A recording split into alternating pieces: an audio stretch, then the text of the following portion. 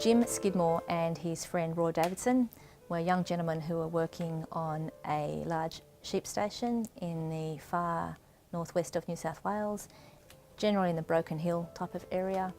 They were apprehended by police driving a car that wasn't theirs. They had tried to cross the Darling River and the car had become stuck, and they were apprehended then for driving this very nice car.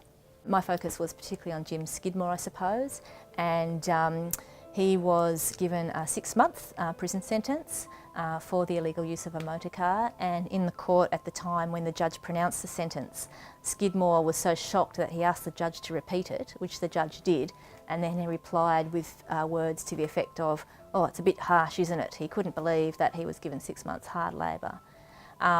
It was his first offence, but in his descriptive notes on his jail record it talks about the fact that he had 2 bullet wounds.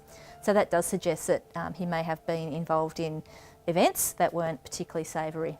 So he served his 6 months at the Broken Hill jail, and after that I wasn't able to find any more records in the name of Jim Skidmore. What I was able to find were some references to the name Jim Skidmore, and it seems to be a name that was in some kind of joke that was around at the time. And then I found a reference or a connection between the name Skidmore and the name James Campbell. And then when I started looking into James Campbell, I found a prison record for him at Long Bay Jail, and it's the same man.